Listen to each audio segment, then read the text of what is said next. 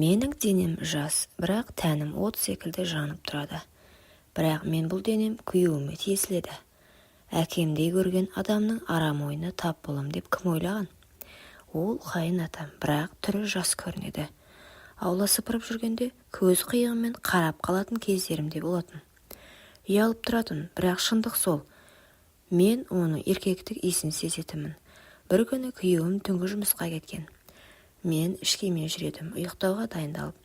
Бөлменің жарығы өшік тұр, терезеден ай түсіп тұр. Сол сәтте есік сықырлады. Мен шошып қалдым. Келін деді дабысы жай. Иә, жарағың сөнді ме? Иә, енді жатып жатыр едім. Ол ішке кірді. Қолында бір кесе сүт. Ішіп ал, ұйқыға жақсы болады деді. Сол кезде менің көйлегімнің иығы сәл түсіп кеткен еді.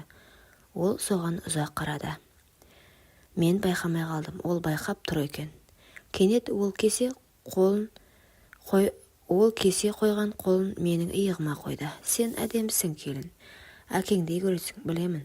Бірақ сенің денең мені жындандырады. Сол сәтте мен оны итеріп жібергім келді, бірақ тұла бойы қимылдамады. Ол көйлегімнің етегінен ұстап жоғары тартты. Мен дір етіп тұрмын. Көзімнен жас емес, от шығып тұрған сияқты. Тоқтаңыз дедім. Өтінем, бұл дұрыс емес. Бірақ ол менің іш көйлегімнің жиегінен ұстап еске бастады. Күнтимең тұсынан ақырын қолмен сипады. Сол сәтте денем еріксіз шымырлап кетті. Тәнім жылап тұрса да, тәнім үміт болар құмырлақты аңсап тұрғанда еді. Менің ішімде екі дауыс айқасты. Жоқ, бұл ұят, тоқтат. Иә, мен әйелмін. Ақыры мен үнсіз қалдым.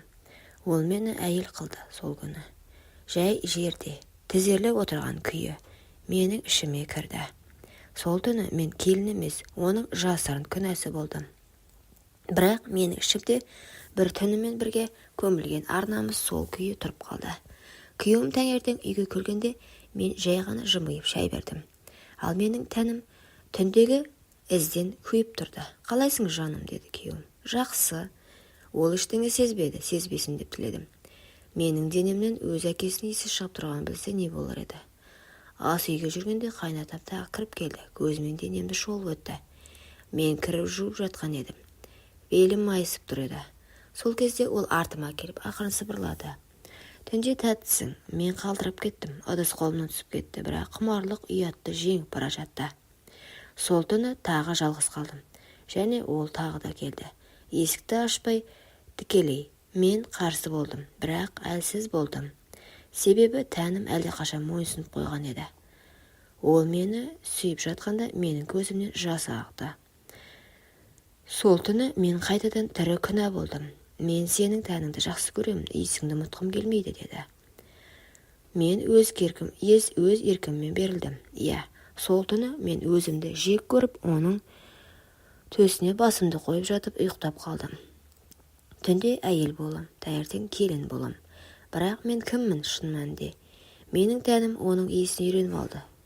Жаным жек көріп, бірақ төсегім қайта сағына бастады. Кеше тағы келді, түн ортасы. Ол еш сөз айтпады, тек маған қарады. Қараған кезде мен өзімді әйел сезіндім. Сен менің тағдырыма жазылғансың, деді ол. Бірақ мен қарсы тұрудан шаршадым. Жаныма өрт түсіп, көзімнен жас ақты. Бірақ ол жас еріксіз ләззаттың жасы еді. Сол түні тағы да менің ішіме кірді. Бірнеше секундта біз бірге демалғандай болдық. Сол кезде ішімде бір діріл сезілді. Баяу, елеусіз. Бірақ мен бір нәрсе дұрыс емес екенін сездім. Менің ішімде бір өмір басталып кеткен жүрегім біліп тұрды. Күйеуім соңғы күндер маған күмәнмен қарай бастайды. Тәбетің жоқ, жылайсың. Түнде шошып оянасың. Не болды жаным? Бірден айтшы, деді. Мен үндемедім. Басымды иіп жай құйып отырдым. Бірақ сол сәтте ішім шым етті. Бір тіршілік қозғалғандай болды. Ол сезді ме екен? Дәрігерге барып кел, деді. Мен жымидым. Әйел адам бәрін сезеді ғой, иә, деді. Дауысы дірілдеді. Ол да бірдеңе сезіп тұрған сияқты. Түстен кейін мен дәріханаға тест алдым. Түнде жуынатын бөлмеде терезеге қарап тұрып екі сызық шықты. Сол сәтте тізем бүгіліп жерге отыра кеттім. Алақанмен ішін ұстадым. Құдайым, бұл кімнің баласы? Сол түні қайнатам үйге ерте келді, түн ортасы. Ол кіріп келді, бірден байқады. Бұл не? Мен жүктімін. Ол үнсіз қалды бірнеше секунд. Сосын баяу келіп тізерлеп отырды. Қолын ішіме қойды, бірақ ішім ауырды. Және бұл баланың кімнен екенін енді ешкімге дәлелдей алмаймын.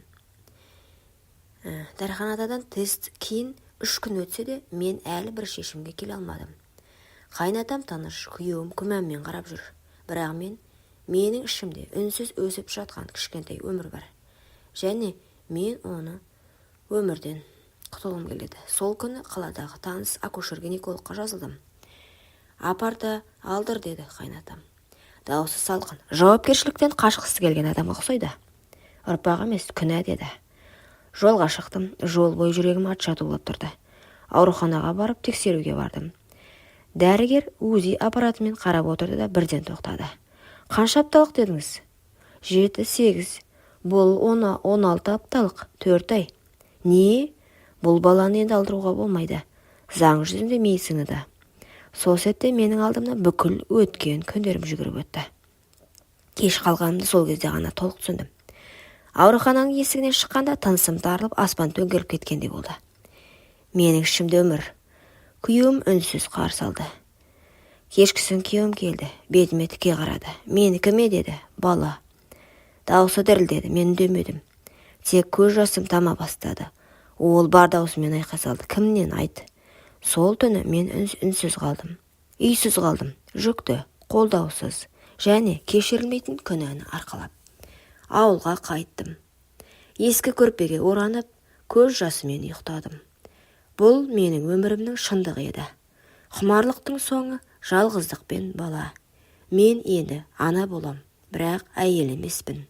Мен күнәнің көлеңкесінде қалған келінмін. Құрметті оқырман, өмірден алынған шынайы оқиғаларды тыңдағыңыз келсе, менің арнама тіркеліп, лайк, комментарий жазып қолдап кетіңіздер. Арнаға тіркелуді ұмытпаңыздар.